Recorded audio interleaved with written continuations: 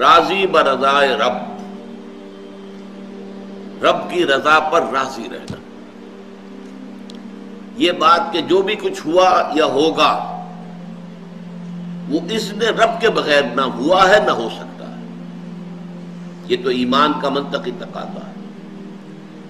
یہاں پتہ تک نہیں ہلتا جب تک کہ اللہ کی اجازت نہ ہو، اذن نہ ہو. تو جو کچھ ہوا اللہ کی اجازت سے ہوا، خواہ اس میں درمیان میں کتنے ہی عوامل آ گئے ہوں. کسی نے اٹھا کر آپ کو پتھر مارا، لیکن یہ پتھر آپ کو نہیں لگ سکتا تھا اگر اللہ نہ چاہتا. پتھر مارنے والے کا عمل اپنی جگہ ہے، لیکن آپ کو اس پتھر کا لگ جانا جو ہے یہ بغیر اذن رب نہیں ہے. لہذا اس کو سمجھیے کہ اللہ کی طرف سے آیا. ایک اس میں لطیفہ بھی ہے کہ ایک درویش یہ کہتا ہوا جا رہا تھا ایک جذب کی کیفیت میں، جو رب کرے سو ہو، جو رب کرے سو ہو، جو رب کرے سو ہو. ایک شخص نے اٹھا کر اس کے سر پہ پتھر نے مارا. اس نے پلٹ کر دیکھا تو شخص نے کہا مجھے کیا دیکھتے ہو، جو رب کرے سو ہو.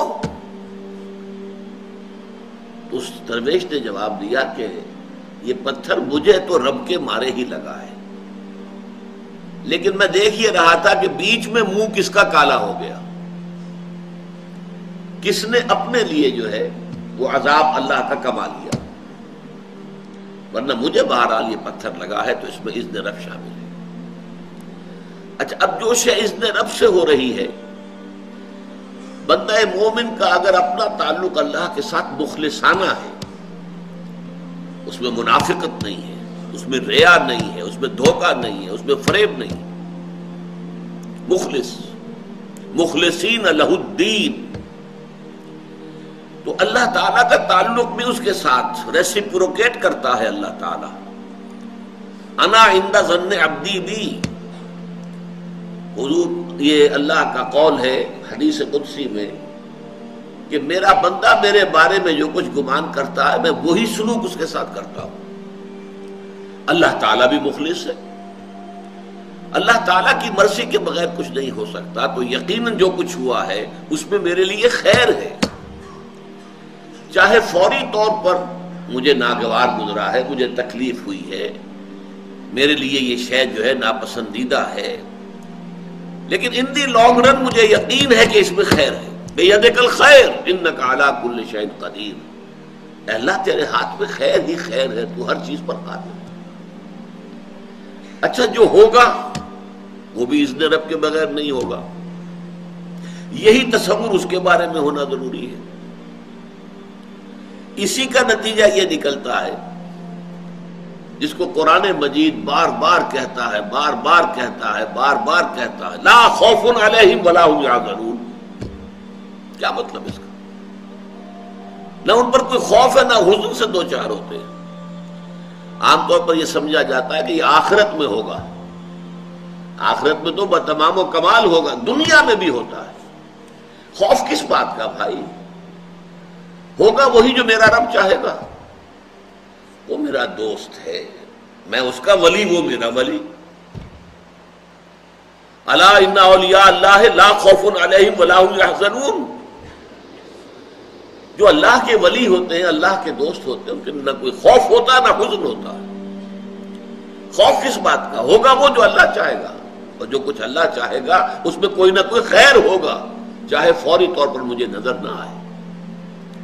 قرآن کہتا ہے سورہ بقرہ میں عسیٰ ان تکرہوا شیئا وہو خیر لکم وعسیٰ ان تحبوا شیئا وہو شر لکم. عین ممکن ہے کہ تم کسی چیز کو ناپسند کرو درحالے کہ اسی میں تمہارے لیے خیر ہو،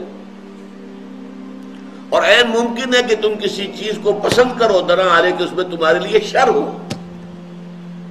اللہ یعلم وانتم لا تعلمون. اللہ جانتا ہے، تم نہیں جانتے. تم افعال و اعمال و احوال و واقعات کے ظاہر کو دیکھتے ہو، اس سے متاثر ہو جاتے ہو. اس کے پردے میں کیا مشیت اذنی ہے، کیا ارادہ خداوندی ہے، اس کے پشت پر کیا چیز ہے جو اللہ تعالیٰ کو مطلوب ہے، یہ ہمیں نظر نہیں آتا. We are short sighted. ہماری نگاہ جو ہے بس کچھ دور تک جاتی ہے، اس سے آگے نہیں جاتی. لہذا افعال و اعمال و احوال و واقعات کے صرف ظاہر پر ہماری نگاہ ہے، باطن پر تو ہے ہی نہیں. لہذا ہم اس سے متاثر ہوتے ہیں. تو در حقیقت ایمان کا حاصل الا ان اولیاء اللہ لا خوف علیہم ولا هم یحزنون. اللہ کے دوستوں پر نہ کوئی حزن ہے نہ خوف ہے، کوئی سوال ہی پیدا نہیں ہوتا. اسی طریقے سے قرآن مجید جو ہے بلند ترین مقام جو انسان کا ہو سکتا ہے، اس کی تعبیر کے لیے الفاظ استعمال کرتا ہے رضی اللہ عنہم ورضوا عنہ. اللہ ان سے راضی ہو گیا، وہ اللہ سے راضی ہو گئے. یہ باہمی رضامندی ہے، دو طرفہ. دو طرفہ اللہ کے ساتھ تعلق ہوتا ہے، دو طرفہ تعلق ہوتا ہے. تم اللہ سے محبت کرو گے، اللہ تم سے محبت کرے. تم اللہ کے ساتھ مخلص ہوگے، اللہ تعالیٰ تمہیں واقعتاً اپنا مخلص بندہ بنا لے گا. تم اللہ کی طرف چل کر آؤ گے، اللہ تمہاری طرف دوڑ کر آئے گا.